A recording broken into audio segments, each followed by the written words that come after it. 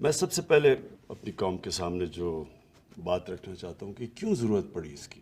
سب سے پہلے مجھے یہ احساس ہوا کہ جو ہمارے یوتھ ہیں، ہمارے جو بچے ہیں، ان کو پوری طرح سمجھ ہی نہیں ہے کہ یہ ملک بنا کیوں تھا، اور ہمارے نبی صلی اللہ علیہ وسلم ان کا پیغام کیا تھا، کیوں ان کو فالو کرنے کے لیے اللہ نے حکم دیا قرآن میں. مجھے آہستہ یہ بھی نہیں لوگوں کو پتا کہ جب وہ نماز پڑھتے ہیں تو وہ اللہ سے مانگتے کیا ہیں. اور میں اکثریت کی بات کر رہا ہوں کہ ان کو یہی نہیں پتا. جب وہ کہتے ہیں ایک ہی چیز نماز پہ مانگتے ہیں نا کہ اللہ ان کے راستے پہ لگا جن کو تو نے نعمتیں بخشی، ان کے نہیں جو غلط راستے پہ چلے گئے. تو جن کو اللہ نے نعمتیں بخشی سب سے زیادہ وہ تو ہمارے نبی صلی اللہ علیہ وسلم تھے، باقی بھی پیغمبر تھے. تو اصل میں تو ہم سارا وقت نماز پہ ایک ہی چیز مانگ رہے ہوتے ہیں کہ ان کے راستے پہ چلو. تو ان کا راستہ کیوں اتنا ضروری ہے؟ کیا ہمیں سمجھ ہے کہ اللہ کیوں ہمیں کہتا ہے ان کے راستے پہ چلو؟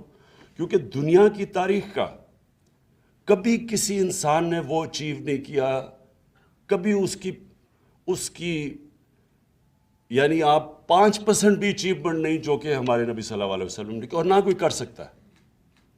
یہ جب 100 گریٹسٹ مین ان کے اوپر ایک کتاب ہے، پتہ نہیں اس کا کیا نام ہے، ہارٹ یا کچھ ہے، وہ نمبر 1 پہ ان کو کیوں رکھتا ہے؟ وہ تو مسلمان نہیں ہے، لیکن وہ اچیومنٹس پہ رکھتا ہے کہ کسی انسان نے وہ چیزیں اچیو نہیں کی. تو اللہ ہمیں کیوں کہتا ہے کہ ان کے راستے پہ چلو؟ ہماری بہتری کے لیے.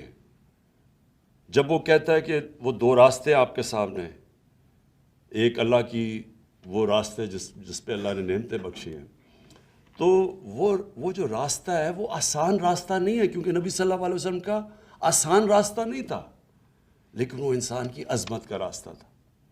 تو ہمیں مجھے احساس ہونا شروع ہوا بہت پہلے، پولیٹکس میں آنے سے بھی پہلے، کہ مجھے یہ احساس ہونا شروع ہوا کہ ہمیں کسی کو، میں نے جب کم از کم میں جب اسکول میں تھا تو میں نے جب پڑھا تو مجھے کبھی یہ چیزیں نہیں کسی نے بتائیں.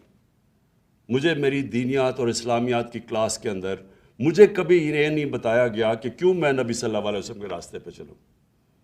پھر مجھے یہ بھی نہیں بتایا گیا کہ وہ ریاست مدینہ، وہ کیا اس کے کیا پرنسپلز تھے کہ ایک دم وہ لوگ جن کی حیثیت ہی کوئی نہیں تھی، دیکھتے دیکھتے 2 سپر پاورز ان کے سامنے گرتی ہیں اور دنیا کی امامت کرنا شروع کر دیتے ہیں. وہ کون سے پرنسپلز تھے؟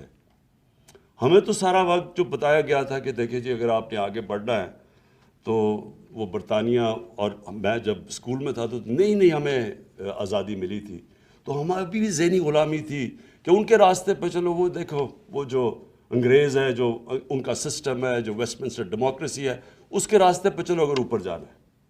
ہمیں پڑھایا کچھ جاتا تھا، لیکن اصل میں ہمیں یہ کہا جاتا تھا کہ اصل میں انسان اوپر جا ہی نہیں سکتا جب تک ان کے راستے پہ نہ چلو جنہوں نے آپ کے اوپر حکومت کی تھی.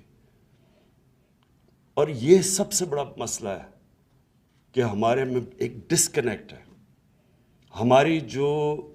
ہم جب دین کی اپنے بچوں کو تعلیم دیتے ہیں، ہم ان کو یہ بتا ہی نہیں سکتے کہ کیا وجہ ہے کہ آپ کو یہ جو ہم آپ کو پڑھاتے ہیں کہ ان کے راستے پہ کیوں چلو. تو دیکھیں، میں کوئی اسلامک اسکالر نہیں ہوں، میرے تو اپنی زندگی سے سارے تجربہ ہوا ہے مجھے.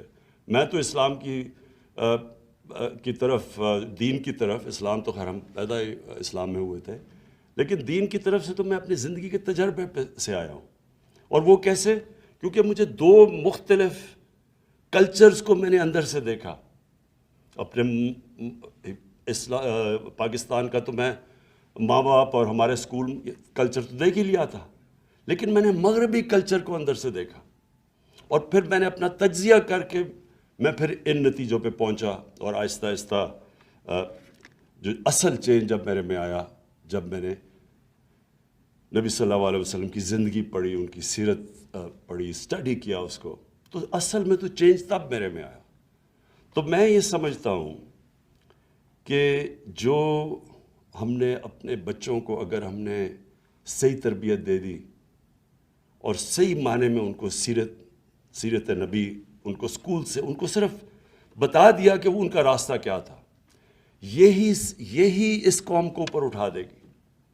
کیونکہ کوئی قوم جس کا کیریکٹر بڑا نہیں ہوتا وہ بڑی قوم نہیں بن سکتی.